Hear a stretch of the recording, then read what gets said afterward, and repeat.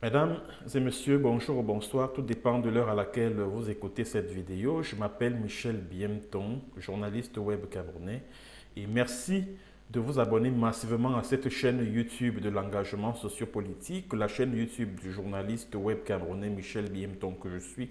Merci de partager massivement cette vidéo qui sera consacrée à la révision annoncée du code électoral camerounais. Mesdames, Messieurs, je vais commencer par vous lire cette correspondance d'Elections Cameroun. Elections Cameroun, c'est l'organe en charge de l'organisation et de la gestion de tout ce qui est élection au Cameroun. Alors, c'est une note circulaire numéro je crois 066 NC bar LECAM bar DGE du 19 février 2021. Alors la note est du directeur général des élections qui est adressée aux délégués régionaux des antennes Elections Cameroun dans tous les 10 régions du Cameroun. Alors l'objet, proposition d'amendement de la loi portant code électoral. Partant d'expériences puisées de l'organisation et de la gestion des récentes échéances électorales et dans la perspective d'une contribution à la réforme éventuelle du code électoral, j'ai l'honneur de vous inviter à bien vouloir mener une réflexion et de soumettre sous week-end vos propositions d'amendement de la loi portant code électoral au Cameroun. Je compte sur votre entière disponibilité et diligence habituelle. Alors ça, c'est une note circulaire de Éric Essousset, qui est le directeur général des élections. La note est adressée aux délégués régionaux des LECAM dans toutes les 10 régions du Cameroun. Bon, on va parler ainsi, puisque pour moi, le nord-ouest et le sud-ouest ne devraient pas en être partis, puisque ce n'est pas une partie de la République du Cameroun de Youré. Voilà, ça c'est mon opinion. Alors, mesdames et messieurs, chers compatriotes, chers Camerounais, j'aimerais attirer votre attention sur cette note que je viens de lire. Le pouvoir de Yaoundé est, comme on le sait, dos au mur. Le pouvoir de Yaoundé subit une pression énorme de la communauté internationale relativement, un, au conflit dans le Southern Cameroun, que vous appelez chez vous au Cameroun nord-ouest, sud-ouest. Deux, en fait, ce pouvoir-là, pardon, subit des pressions de la communauté internationale relativement aux contestations nées des résultats de la présidentielle de 2018. Alors, vous savez tous que l'une des revendications de Maurice Kamto, du MRC et même de la Brigade Anti-Sardinat, qui est une organisation de la société civile dans la diaspora, qui regroupe des Camerounais de la diaspora, des activistes anti-BIA de la diaspora. Alors, l'une des revendications de tout ce beau monde-là, c'est la révision du code électoral.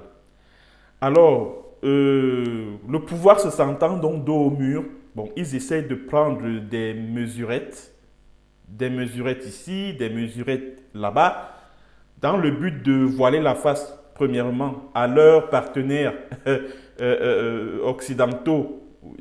Ils essaient de leur voiler la face, de voiler la face aux États-Unis, à l'Union européenne, à l'Angleterre, dans l'espoir qu'ils pourront bénéficier des aides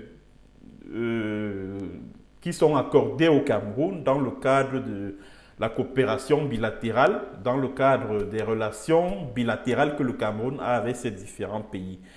Et vous savez également que sur le plan économique, la République du Cameroun est pratiquement essoufflée du fait du conflit en zone anglophone.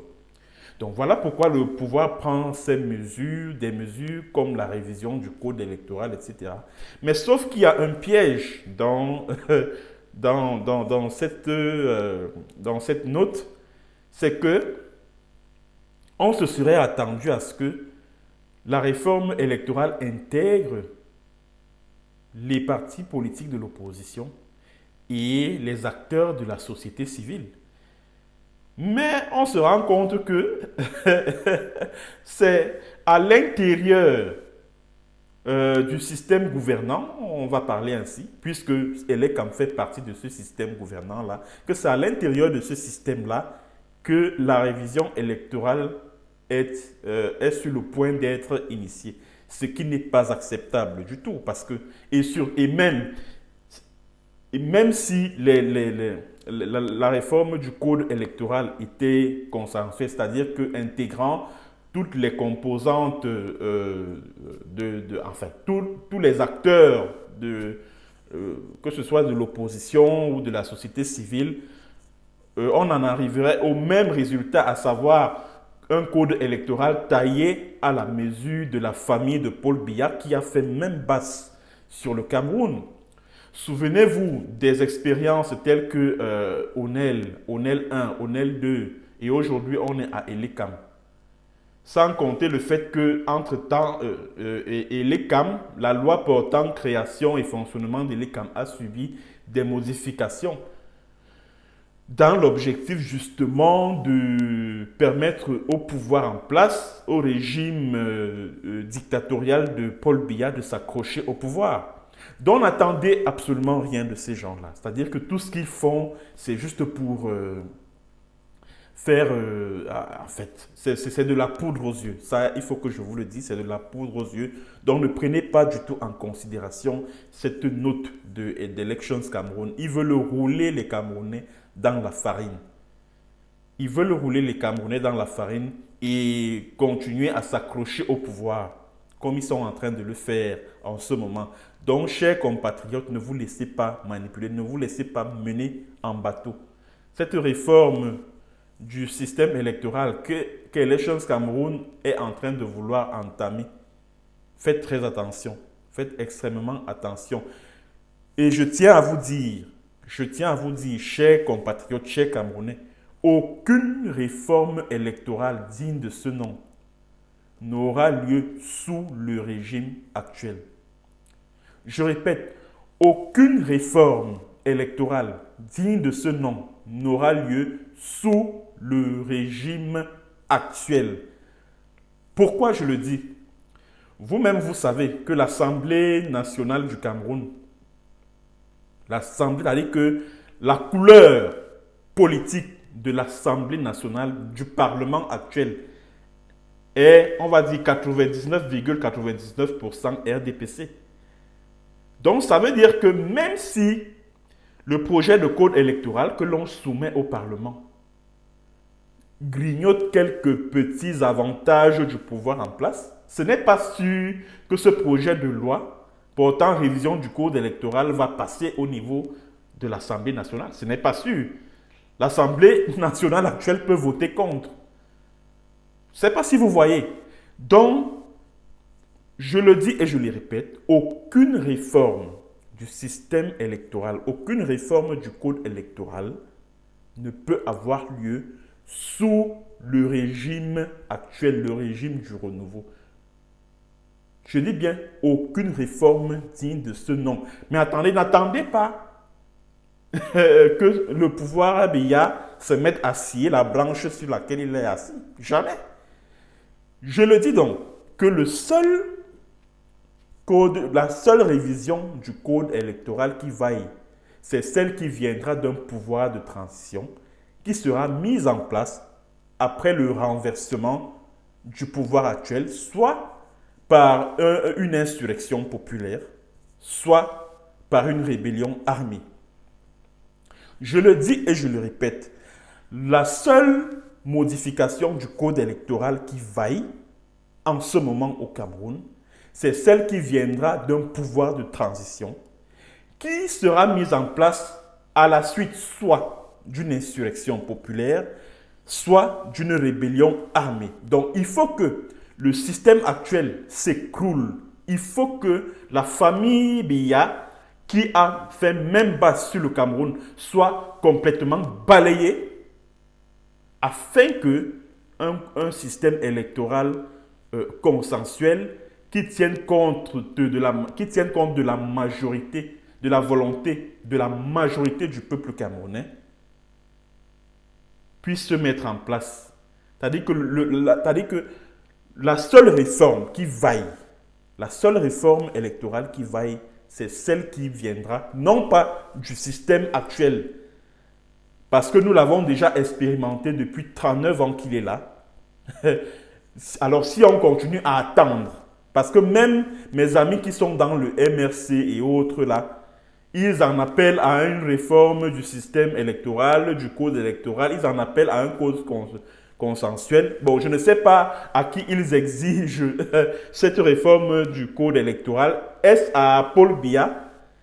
Alors, si c'est de Paul Biya que vous attendez un code électoral consensuel, vous vous trompez, vous vous foutez le droit dans l'œil. La seule chose que nous, de la diaspora résistante, la diaspora camerounaise, nous devons exiger, c'est que ce régime soit renversé par tous les moyens. D'abord, c'est-à-dire que le code électoral doit intervenir après. La priorité des priorités, c'est que ce régime-là soit renversé, soit par une insurrection populaire, un soulèvement populaire, un peu comme ce qui s'est passé en Tunisie, en Égypte, en Algérie, au Burkina Faso, au Soudan, etc., au Mali, soit par une résistance armée, un peu comme ce que nous voyons chez nos frères anglophones là. Voilà la priorité des priorités.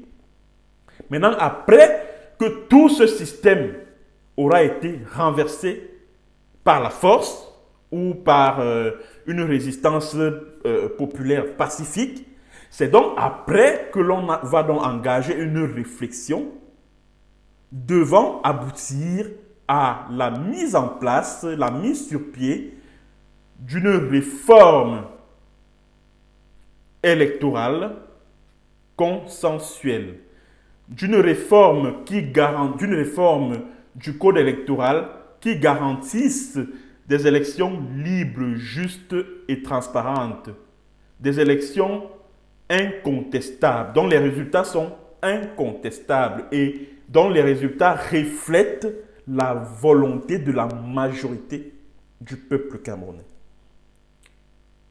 Voilà, parce que si vous attendez une réforme électorale de tous ces gens qui gouvernent à Yaoundé, là, de tous ces assassins, ces brigands, ces criminels, ces incompétents, ces villageois qui ont pris le Cameroun en otage, franchement, vous vous foutez le doigt dans l'œil. Ceci s'adresse à mes frères de lutte, à tous les résistants camerounais de la diaspora qui sont membres de la brigade anti-Sardina, qui militants du MRC dans la diaspora et même sur place au Cameroun. Voilà sur quoi doivent porter vos revendications. Premièrement, il faut que ce régime-là soit renversé, purement et simplement. Première chose. Deuxième chose, après que ce régime, le régime de M. Paul Biya, qui est en train de se battre en ce moment pour nous imposer Franck Biya,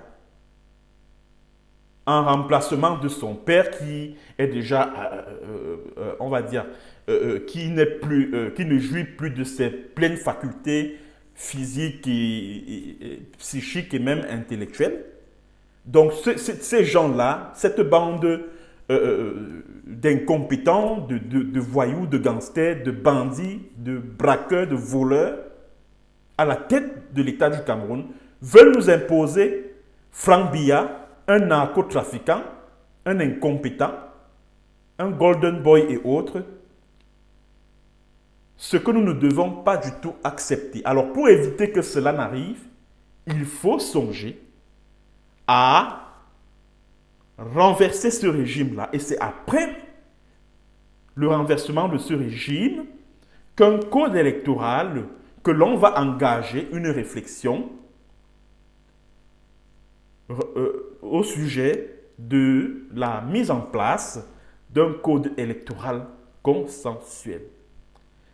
C'était donc tout pour cette séance vidéo consacrée à cette volonté d'Elections Cameroun de réviser le code électoral camerounais Partagez cette vidéo au maximum. N'oubliez pas de vous abonner à mes nouveaux profils et pages Facebook. Le profil, c'est Plume Combattante. Et la page, c'est Plume Combattante officielle. Les liens se trouvent au bas de cette vidéo, au niveau de la description. Merci d'avoir écouté et à bientôt pour une autre séance et sur un autre thème. Bonjour ou bonsoir.